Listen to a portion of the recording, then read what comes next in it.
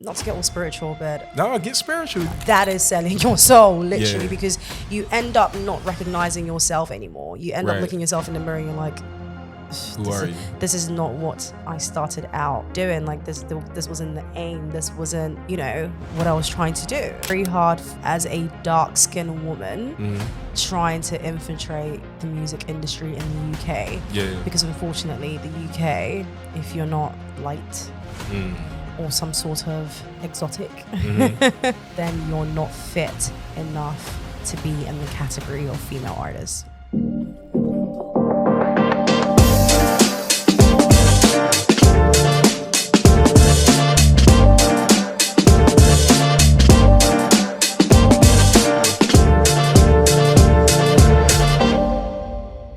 Welcome to AudioSwim Podcast, home of the music hustle. And today I'm excited about our next guest.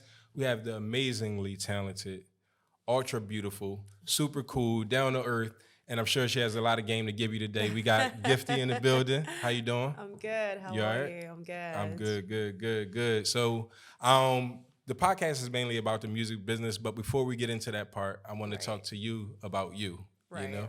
So for those who don't know, which everybody should know, X Factor in the building, can you tell people about yourself, how you got started into music? So I started off on the X Factor. I was on the X Factor UK in 2016. I came 5th on the show, one of the finalists, and my career pretty much just started from there. Yeah. Your voice is amazing, like absolutely amazing. If you haven't heard, like you missing out. Like I don't know which. Yeah, amazing. Thank you. Yeah.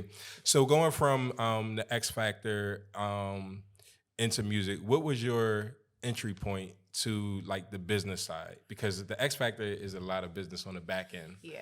On that. So I think when I entered the industry, I was very much still a baby.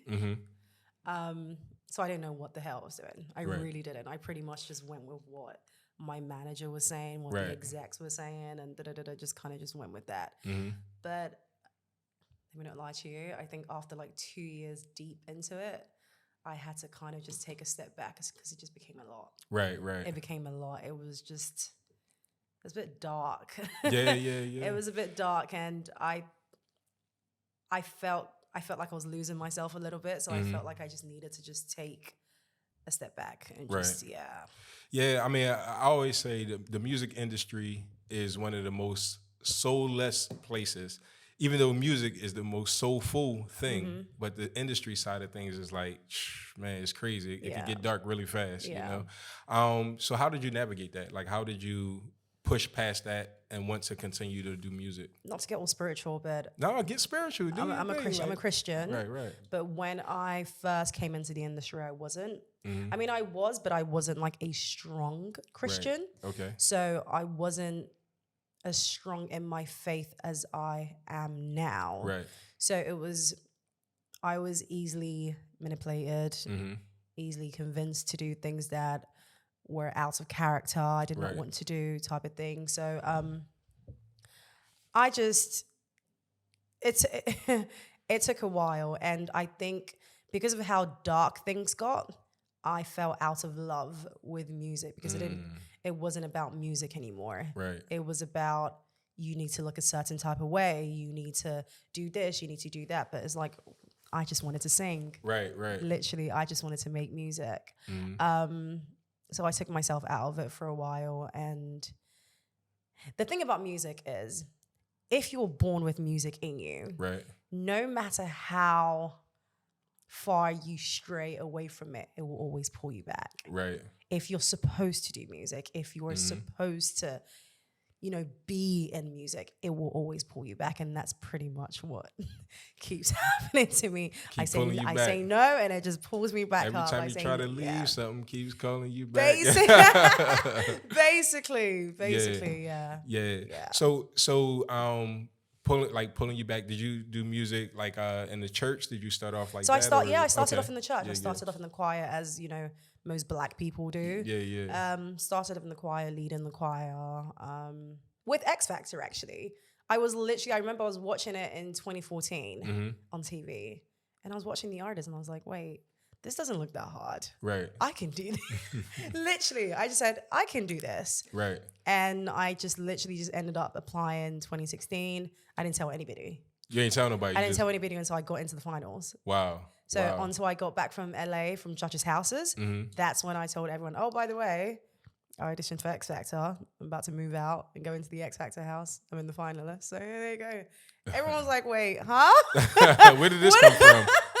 What does that even mean? I'm just a very coded person. I don't like to talk about things until it's done, until I'm able to manifest it properly. Yeah. No, I'm the same way. Yeah. Like sometimes when you tell people things or whatever, it ruins it. It ruins it. And you never know the people's energy or intentions behind things. Exactly. So I'm the same way. How did you know when you had it? Like, because to make it that far on an X Factor or anything, is an it factor there. How did you know when you had it? I was just very confident in myself. Yeah. I wasn't shy about the challenges that they threw at me. I just wasn't shy. I just kind of pretty much was just like, give me it. I'll do it. Give me it. I'll do it. Right. And going into it, I knew that a lot of Black people audition for X Factor. So I wanted to stand out. I wanted to look different. Right. So I went in with a fade, low cut, blonde, and I was the only Black person. So it was pretty much like, okay, she looks completely different from everybody else. Let's go for her. And I feel like that kind of amped up, even though the talent was there, I felt like the look also amped up why they wanted me to actually be a part of the show as well. Yeah. I mean, that definitely is a key. Like, the image is part of the whole part of being an artist. Yeah. Absolutely. Yeah, and confidence as well. I come across a lot of talented artists that, they might be super skilled, but they don't have that confidence that creates that it factor in them or whatever. So that's extremely important. So where were one of like the most fascinating experiences from your time at the X Factor? We won't make this all about the X Factor, but I just... Ooh.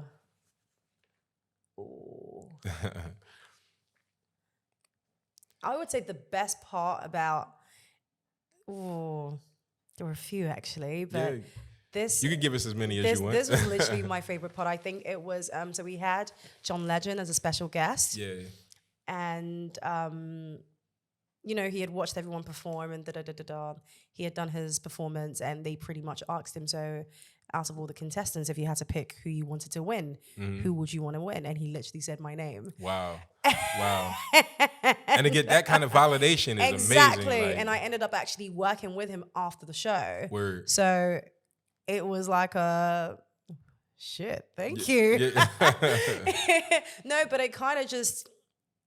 boosted up my confidence more because it's like, for me, it was like he sees something that I probably don't even see myself. I probably just, sometimes you just need a little bit of an ego boost. Like, right. This John Legend, I'm validated by him. Who are you to tell me that I can? Exactly. Nah, that's one of those, like... a legend like John Legend. A legend, pun literally. Intended.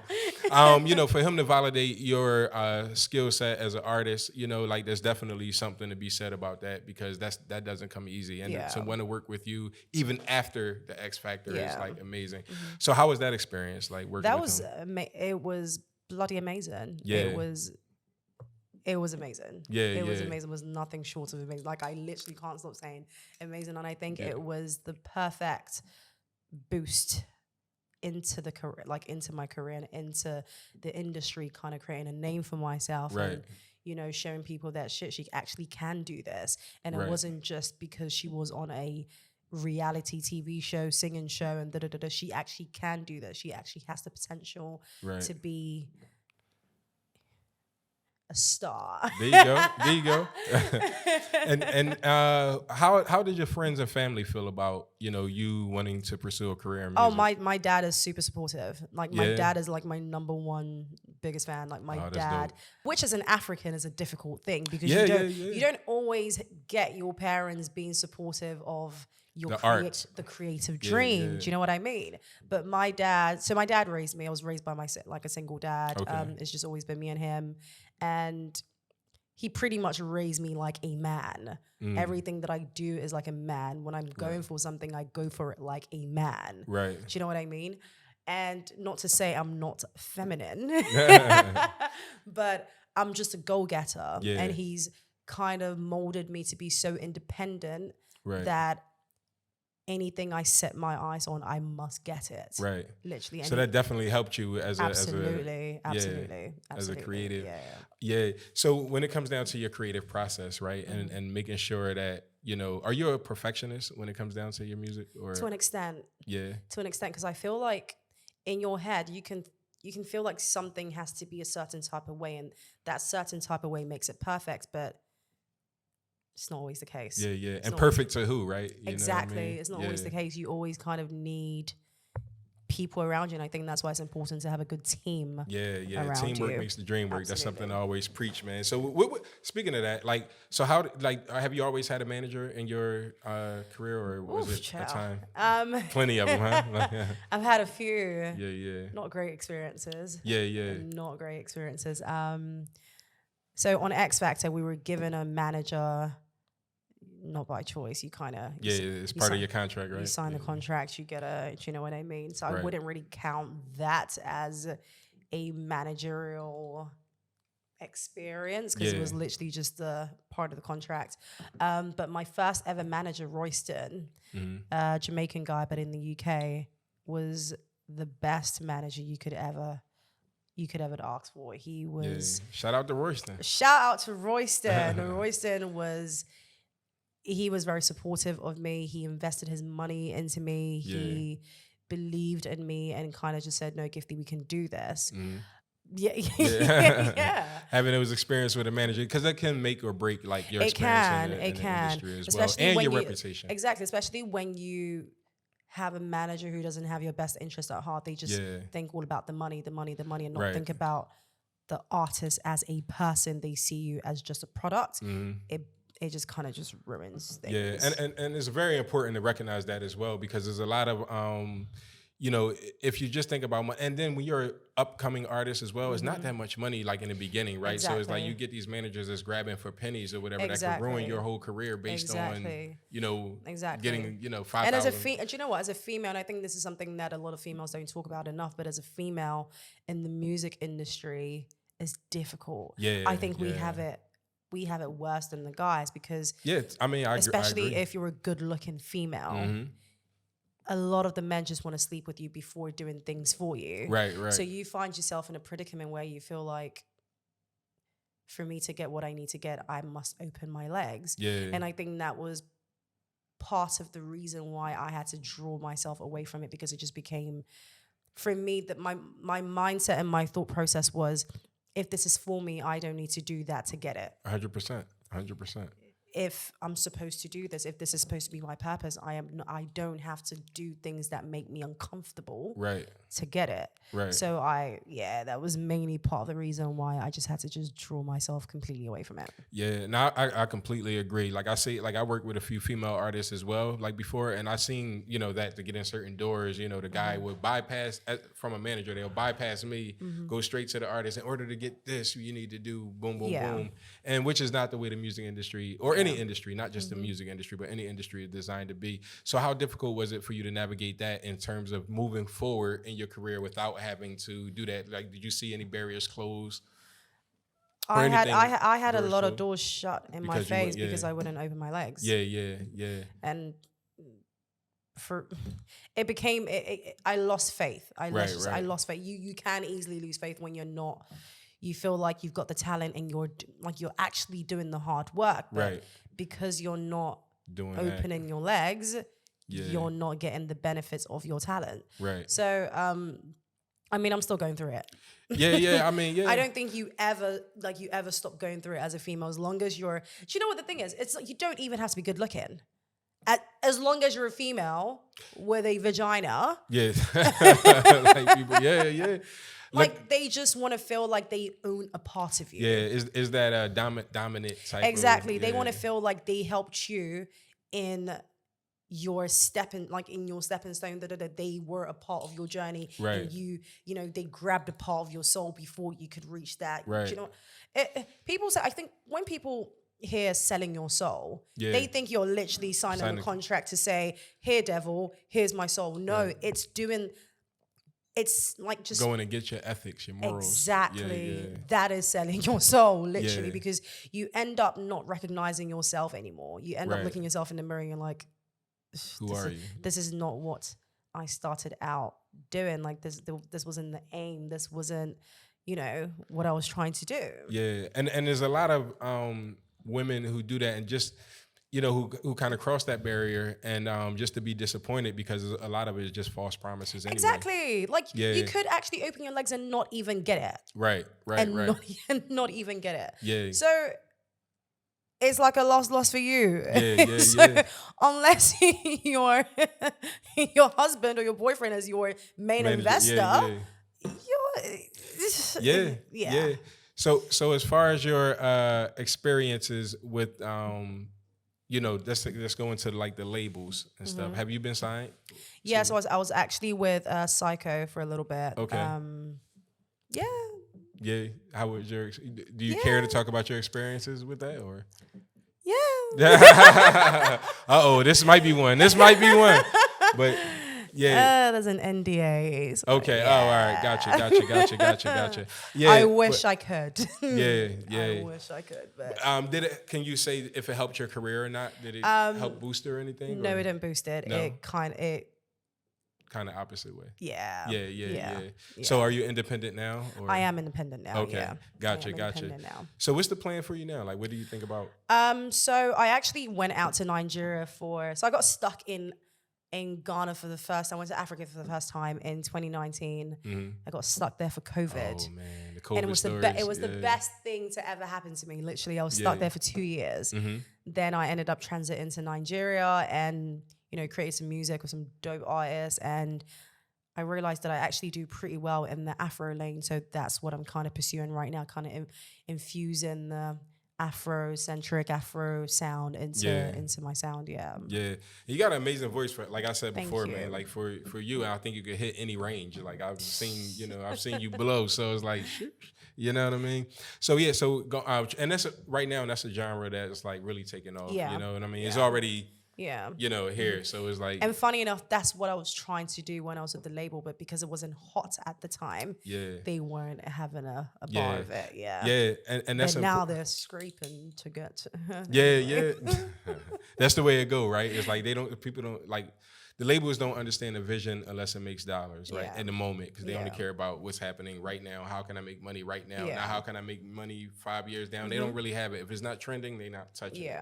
And that's the disadvantages about signing to a label. I'm a person who I believe in independent artists for sure, but I also see the power of the labels. Like I know it definitely does have some power, but I also think being independent, you have creative control over what you want to do. Yeah. As long as you have the financial backing behind you, I think. And the right team around you. You know what I mean? Because you can have the financial backing and just go into all the wrong places. I've seen some companies, some artists have all the money in the world. But if you don't have the right team who are very business savvy, business minded, know how to read a contract. Right. Yeah.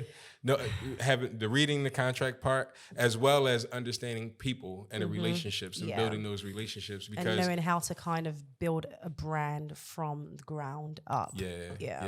And that's what's happening right now. Like that's the only thing about like the independent scene, because you don't really find too many people who are like that. Like unless you're coming from a music business / branding background, it's very difficult for anybody to kind of like do it, like that's why don't hire your homeboy as a manager sometimes. Honestly, sometimes unless they're smart and they know what they're doing. Or dedicated to learn, right? Exactly. Don't be sentimental and do the whole because he's my homeboy, because she's my homegirl. No, it's just gonna end in tears. And possibly no longer a friendship, Exactly. Nah, so did you ever go through anything like that where hiring one of your friends? No, I don't mix business with pleasure. Right. I keep them very separate because I know how it can end up, and I can be a bitch. So I just don't want to end up telling my friend, just calling them out their name and because they're not doing something right. And I'm not about to put sentiment and emotional into it just because you're my friend. No, it's Right. a business. So Yeah, treat it as such. exactly. Yeah. Exactly. So what was your moment of glory in this industry? Like, instead of, I know we get down because a lot of things, happen at it, because there's more lows than highs, just to be honest, especially when you're upcoming artist, right? Yeah. I would say releasing my first project. Yeah. How did that come about? It did very well in the South America areas. Like I had a lot of fans in Brazil. I didn't even know. The gays love me. The gays love me. It did very well. Not so much in the UK, and I think there's a reason behind that. Unfortunately, the UK's bad vibes. You know what?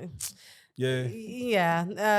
That's a conversation for another day. But it did a few numbers in the States, mostly in South America. I went out there a few times performing. It was They showed you mad love, huh? Oh, I loved it. Yeah. I loved it. Yeah, and that was a surprising thing. You didn't realize. I did not realize, honestly. I didn't realize, and it was such a humble moment for me. Yeah. Because you don't realize how you kind of have expectations when you create your music on who you're trying to touch and who you're trying. But then sometimes it just goes to complete. Yeah, you never know. That's the thing about music, right? It's like you don't know who you're going to hit or what demographic of people is actually going to like tap into your music and really like it, So, and that's the way, we can have our target audience and this is the people I'm making this music for, but yeah, sometimes your biggest songs come from a whole different perspective, a whole different demographic, and this is the part about like creativity that I love, because it's like the more you release and the more projects and the more music that you get out there, the more people it has the potential to touch, and you never know when it's going to take off. So outside of like your project that hit in the States or the US or North America or whatever, do you plan on targeting UK at all, or is it?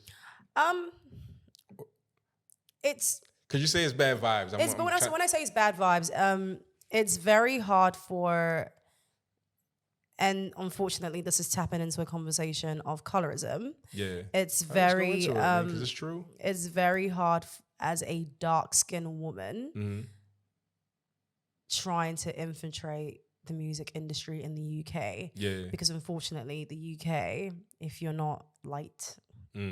Or some sort of exotic, then you're not fit enough to be in the category of female artists. That's crazy, man. It's crazy to hear. Like you know, being in the industry, I kind of understand where you're coming from. Like it's definitely like a true. It's true, and unfortunately, man, you got a lot of people that's in the position of power that's just trying to do the wrong thing. I would just say that, you know what I mean? They don't want to support talent or something that looks different from the norm. And that's, they don't understand how bad they're holding things back, or how much opportunity is there for them. You know what I mean? And so from your experience, like that's really one of the things that hold you back from like the UK for sure. Absolutely. Yeah. Absolutely. So what would you like to tell them? You can tell them before. Like, no. Nah, but yeah, I mean, realistically, man, it's like is definitely messed up, and everybody who's watching this, man, like, come on, do better with life. Because there are some dope dark-skinned singers out there who are so talented, but they're not given the time of day because they're dark-skinned. Yeah, which is crazy, because it's crazy. The most beautiful, what I mean? Most beautiful women on earth are, It's so crazy, but yeah, unfortunately, that's the time we're living in right now. Yeah. Nah, it's sad, man. That's to me that I find it crazy. So but the good thing about it is now you tapped into a market, especially like with the African market that's just taking off. So now they can't ignore it. It's not like exactly. Yeah. Exactly. Now you get to shine on both ways, the beauty and the talent.